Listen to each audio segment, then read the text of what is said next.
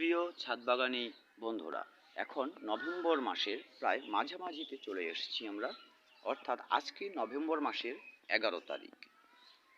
এই সময়ে আমাদের প্রত্যেকের ছাদ বাগানে যে কমলা লেবু, মালটা বা আমাদের দেশি পাতিলেবু গাছগুলো আছে, সেগুলোর যে খাবার ব্যবস্থাপনা সেগুলো যদি না করে ফেলি, তাহলে পরবর্তীতে যদি কোনো ভারী খাবার পড়ে যায়, তাহলে আমাদের গাছগুলো খুব একটা ফুল ফল সামনের সিজনে আমাদের দেবে না। সে পরিবর্তে গাছগুলো ফুল ফলের দিকে না তাকিয়ে ওর পাতা ছেড়ে দেবে, নিজেকে বৃদ্ধি করার চেষ্টা করবে।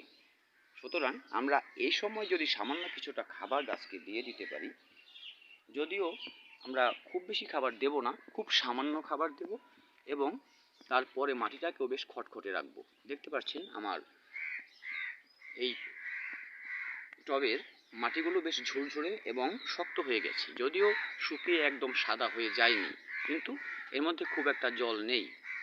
এই রকম মাটিতে আপনি আপনার গাছকে কিছুটা খাবার দিয়ে দিতে পারেন, কারণ এখন খেয়েই কিন্তু ও শীত ঘুমাবে এবং ঘুম ভাঙার পরে যখন জানুয়ারি ফেব্রুয়ারি দিকে ফুল দিতে শুরু করবে, তখন আপনার গাছে প্রচুর পরিমাণে ফুল এসে যাবে। কাজে এখনই আপনাকে কিছুটা খাবার একে দিয়ে দিতে হবে।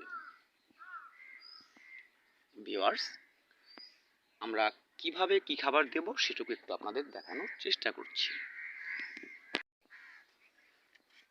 যে কোনো খাবার দেবার আগে আমরা কিন্তু একে একটু খুশে নিতে হবে, এর চারিদিকে একটু খুশে নিতে হবে। যদিও অনেক শেকড় এখানে আছে, হয়তো ভাববেন যে কোনো শেকড়ে কিছু ক্ষতিগ্রস্ত হলো কিনা, কিন্তু না বন্ধুরা, একটু যদি অল্প সামান্য পরিমাণে ক্ষতিগ্রস্ত হয়, তাতে গাছ তেমন কোনো প্রতিক্রিয়া দেখাবে না, খুব একটা ক্ষতিগ্রস্ত হবে না। আমরা সামান্য একটুখানি চারিদিক দিয়ে খুশে নিচ্ছি।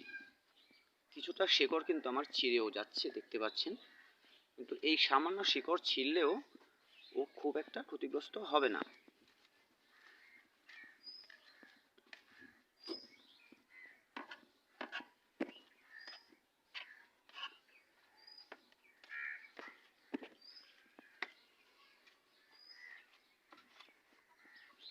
গাছটি কিন্তু আমি খুঁড়ে নিয়েছি, এর মাটিটা একটু উপরে তুলে নিচ্ছি আমরা।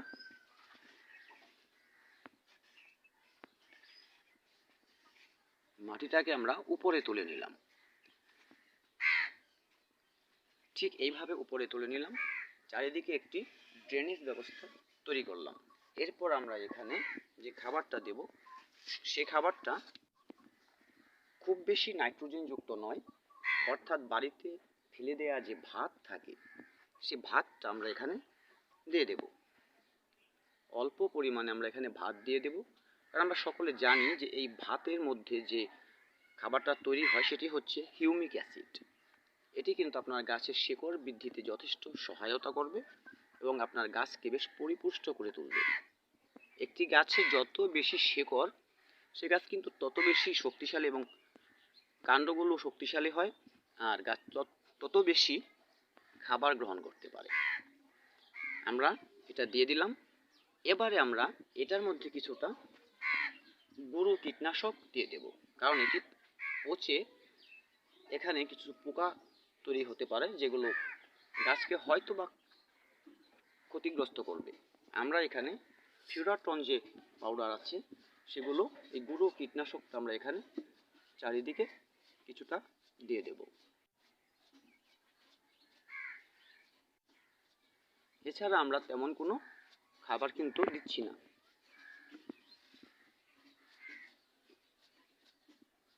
আপনারা দেখতে পাচ্ছেন আমি গুঁড়ো কীটনাশকটা এখানে ভালো করে স্প্রে করে ছড়িয়ে দিলাম। ছড়িয়ে দেওয়ার পরে এই যে মাটিটা উপরে ছিল, সে মাটিটাকে আমি আবার এর উপরে নামিয়ে দেব। আজকে আমরা যে খাবারটা দিলাম, এই খাবারের পরে কিন্তু আমরা আর কোনো প্রকার খাবার দেব না। এই আমাদের এই মাটিতে যে খাবারটা দেয়া আছে পূর্বের, যেমন গোবর সার বা ভার্মি কম্পোস্ট দিয়েছিলাম এবং পরবর্তীতে এখানে আমরা ডিমের খোসা ব্লেন্ড করে দিয়েছিলাম, সেগুলো কিন্তু যথেষ্ট। এর মধ্যে আর কোনো খাবার দরকার হবে না। এবার আমরা এর মধ্যে একটু নাইট্রোজেন যুক্ত খাবার দেব, যেটা খুবই অল্প সময়ের জন্য গাছ গ্রহণ করবে, যেটি দীর্ঘস্থায়ী হবে না। তেমনটি হলে আপনাকে অবশ্যই লিকুইড কিছু ফার্টিলাইজার দিতে হবে, যেমনটি আমি তৈরি করেছি। এখানে সর্ষের খোল ভিজিয়ে রেখে এই জলটা আমরা এখানে ব্যবহার করতে পারি। খুব অল্প পরিমাণে জলে আমরা এখানে ব্যবহার করব, খুব বেশি জল দেব না।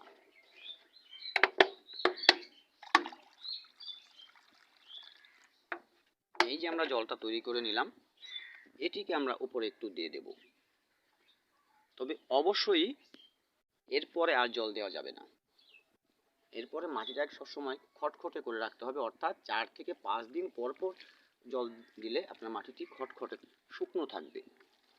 তাহলে আপনার গাছ নতুন ফুল ফল দিতে আপনাকে আগ্রহী হবে। দেখুন, এই যে নাইট্রোজেন যুক্ত খাবারটা দিলাম, এটি কিন্তু সর্ষের খোলে প্রচুর নাইট্রোজেন, কিন্তু বেশিক্ষণ মাটিতে স্থায়ী হবে না।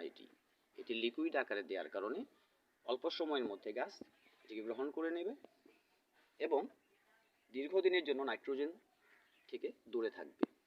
প্রিয় বন্ধুরা, এভাবে যদি আপনারা আপনার গাছকে খাবার দেন, তাহলে আপনার গাছ অবশ্যই বেশ ভালো একটি ফল দেবে এবং আগামী সিজনে আপনাকে প্রচুর ফুল ফলে ভরিয়ে তুলবে।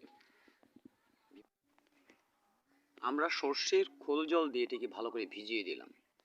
ভালো করে ভিজিয়ে দেওয়ার পর অবশ্যই আপনারা এখানে ভালো একটি ফাঙ্গিসাইড ব্যবহার করবেন। ফাঙ্গিসাইড ব্যবহার না করলে এই নভেম্বর মাসে কিন্তু এই গাছে পাতায় কিছু পোকামাকড় রোগবালাই দেখা যায়, সেগুলো আক্রান্ত করে ফেলবে। আপনারা এই দেখুন, যেমন এখানে হয়েছে, এই যে এখানে কিন্তু আক্রান্ত হয়েছে গাছ আমার, এখানে দেখুন আক্রান্ত হয়েছে। আপনারা কিছু অবশ্যই ফাঙ্গিসাইড এখানে ব্যবহার করবেন এবং সেটি অবশ্যই 15 দিন পর পর করবেন। 15 দিন পর পর ফাঙ্গিসাইড এবং 15 দিন পর পর একটি করে যে কোনো ধরনের কীটনাশক ব্যবহার করতে পারেন আপনার গাছটিকে পোকামাকড় রোগবালাই থেকে দূরে রাখার জন্য।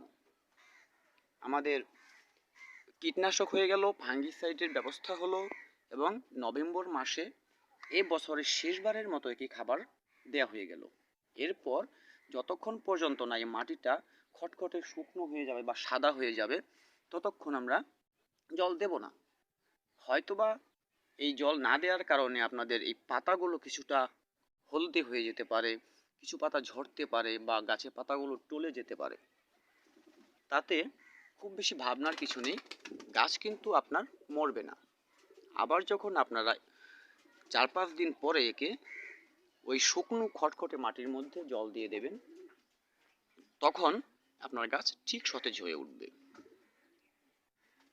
তাহলে এই খাবার ব্যবস্থাপনা, এভাবে ওয়াটার ট্রিটমেন্ট, অর্থাৎ এভাবে অল্প অল্প জল দেয়া এবং ফাঙ্গিসাইড এবং কীটনাশক, এগুলো সঠিকভাবে করতে পারলে আপনার গাছ আপনাকে অবশ্যই ভালো ফুল ফলে ভরিয়ে তুলবে আগামী জানুয়ারি ফেব্রুয়ারি মাসে।